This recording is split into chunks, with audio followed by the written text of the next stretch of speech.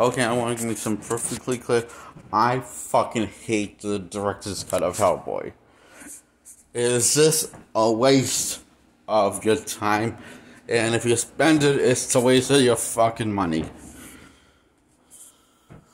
It really doesn't add that much in the film. As pretty much doesn't make the film more. No added action scenes, no added story, no special scenes with characters that are the main protagonists. Well, this Liz, but she's not a main protagonist. She's only advertised as a main protagonist on the poster to Hellboy, and also the front cover to the Blu-ray and VHS and DVD copies from 2005's Hellboy movie. So we have exclusive scenes for director's cut. Yes, we do. But the only scenes with Liz and Brian, Hellboy's new babysitter, who will take his father's place in looking over Hellboy and making sure he matures into a man. And so, we also have exclusive scenes with the villain of the film, that is Lily's dresses most of the time like a priest that worships hell and the demons in hell and the gateway to hell. So it's basically some sort of dark, twisted, fucked up priest of the main bad guy, I guess. Oh boy. And we focus more on him than Hellboy. And he is just boring as fuck. I forget what his name is, but he has this weird, cool, intimidating voice, but outside of having cool and mysterious, coming across as cool and mysterious and intimidating, he doesn't have that much of a personality or that much depth to his layers to his characters. Much like Brian, who is Hellboy's babysitter, when who becomes his full-time babysitter, and who becomes his full-time babysitter from his babysitter and trainer, once his original babysitter, Agent McClane, gets killed off by this guy that's, when his guts are literally a sand, made out of sand. And somehow it's him that he can't really die, but he can play dead if he presses, he has a mechanical wind-up scene that lets him stay alive. If he winds it up to a certain point, he loses his pulse. And then this is after. So the plot is very, very vague on plot story, right? It mostly relies on heavy visuals and action scenes, but the story is just stupid. And I'm not sure if it's stupid or if there's not that much story in it. And the director's cut and in the theatrical cut. Because both theatrical cut and the director's cut, which is the extended cut, there's only one extended cut, and this has somehow even less story than Blade Trinity or Blade 2 or Blade 1. But the only thing that's the saving grace of this film, the three things that are saving grace, well, four things really, is the action scenes and the very, very practical effects that hold up well, and the CGI is sort of mixed half between shit and good when it holds up in some shots. And Number 3 is the acting, the performance from everyone does a good job, including Hellboy. And number 1 that is the guy that plays Hellboy. He really is truly the saving grace of this very little of what we can call a film, because this, I don't know what the story is. It's just scene after scene, dialogue after action scene, dialogue after action scene, and that is the plot of the film. I am truly lost on what the plot of the film is. You know, people can hate, people can love Hellboy 2, and why no one really saw Hellboy 2, but everyone loves it who's seen it, is because of Hellboy 1 from 2004.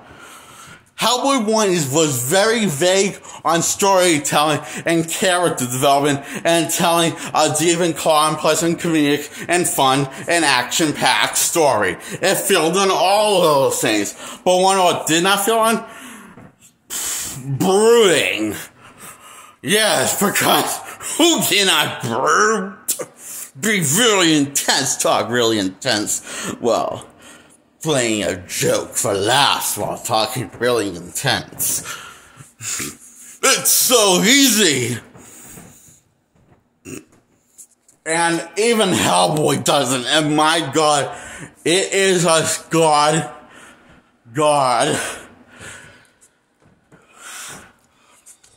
sin that he's edited out and has no important bearings impacts or important to the plot until the third act, until our climax, when he sacrificed his soul and turns into this, gives him a demon inside to save Liz, his girlfriend. Well, his ex-girlfriend. Who returns to view after quitting 13 times actually. She quit 13 times, and this is the 14th time she joins the bureau again. And I know she does this. How I know she quits it 13 times before? Because she mentioned it instead of showing us it. Because every good film is, talking is the key to showing for a visual medium audience. Makes sense to me. And that's sarcasm, because that makes no fucking sense. That is absolutely full on retard mode.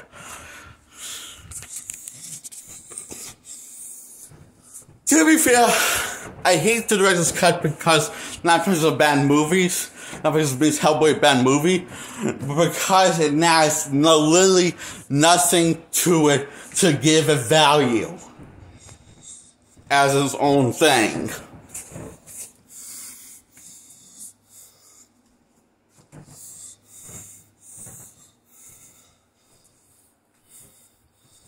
And even though I can spoil the exclusive scene, I instantly forget about them in a minute or two after they happen. Right after they happen while the movie's playing. Then I have to work. The only reason how I remember this detail is because I had to strain my brain to force it to remember these stupid details for the stupid director's cut of the film.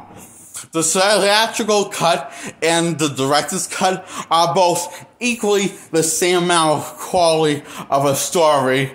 Both are 6 out of 10. Now, that is actually a good rating for a film. That actually means it doesn't suck. It's the opposite of suck. But the reason that means it's only slightly below average.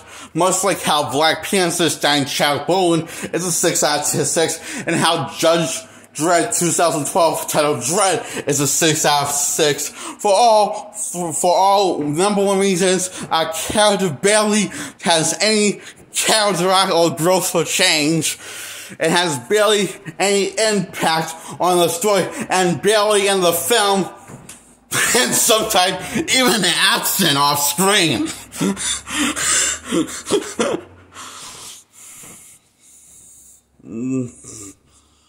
Hellboy is the worst side of these, if I have to be honest with myself, is worse out of the 3 I choose. And this is because he's I don't know why it's called Hellboy. The film should be called Agent Brian, featuring Hellboy. Because those who hate Black Panther, I know that there are people that hate Cowboys Black Panther. I can understand where they're coming from. I can understand where they're coming from, who people hate the 2012 Dread movie, meant to say, not Dark Knight, and the 2008 Dark Knight film. I can see why they hate them, because I can understand this, because there's a little part of me that hates all four of those films, including, and this is the fourth one, Hellboy 2004, because I feel like I'm being ripped off, and being sold the middle finger, saying, fuck you, you're a hack, you idiot, eat our hack garbage that we call art. So yeah. But what I can't understand is the title. They had the balls to call this Hellboy when Hellboy's barely in the film. That's like calling when he doesn't have, that's ballsy. Truly ballsy. In the early 2000s is when this happened. And by then, yes, we did it in the 80s and 90s, but by the early 2000s, we learned not to get so ripped off. Sometimes in the 90s it paid off, sometimes it did the opposite, and shoot itself in the ass a lot of the times, and a lot of times it paid off, like Michael Keaton's Batman movies. The first two that had him in it. And, but by 2000s, we had X-Men that actually focused on the X-Men. Now, granted, it wasn't great, but it was in some ways better than the stuff we had in the past for team-ups and superhero movies and comic movies in general. So, it was better, but also worse in some ways. Same goes for Sam Raimi's 2002 Spider-Man. It was better and worse in some ways, even though it was a total piece of shit. Because I don't know what because Spider-Man doesn't change, he doesn't grow as a character, he doesn't have any personality, he just does action things, and that means character development. And talks. By explaining the plot. It's just stupid. And this is,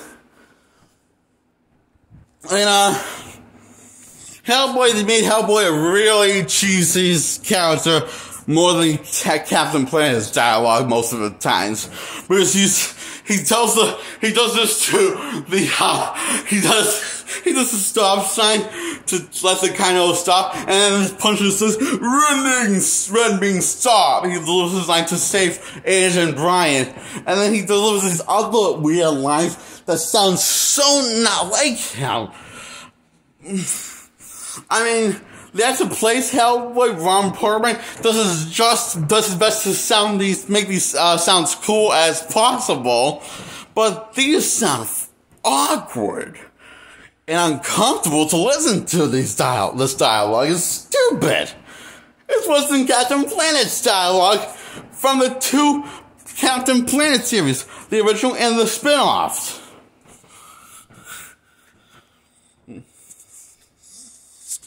So yeah, from Captain Planet himself, and both series. So that's where the dialogue sounds most of the time coming from Hellboy. So it's also kind of a good thing that they edited him and for most of the film. But you just wish that this film could be so, you see so many problems with the film, but you're actually kind of enjoying it. So that's why I gave it a 6 out of 10, okay? Same goes for Black Panther and Dread, and those are all three.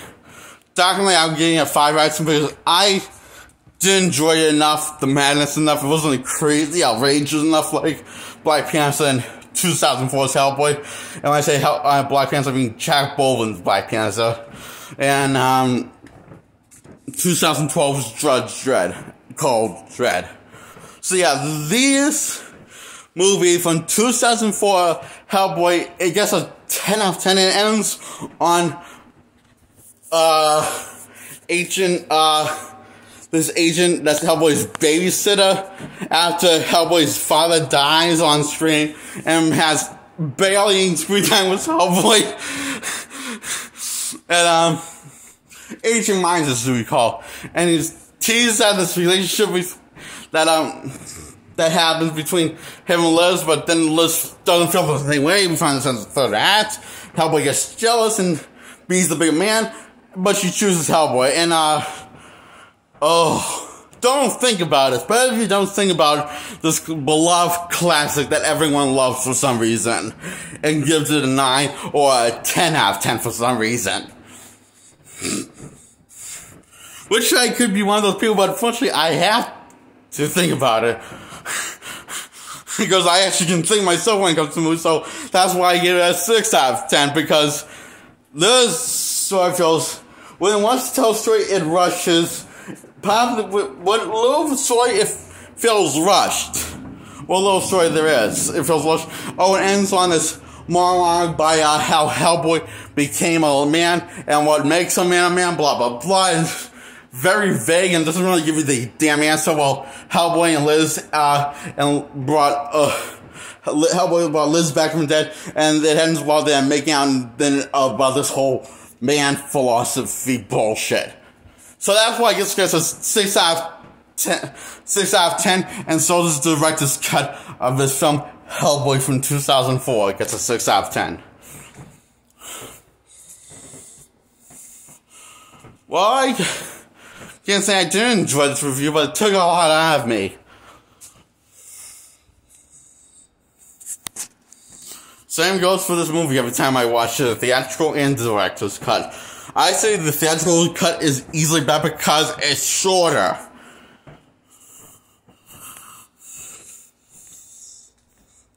That's the only reason why it's better.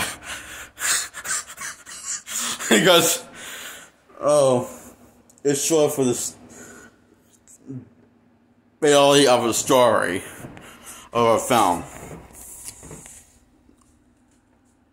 And that's it.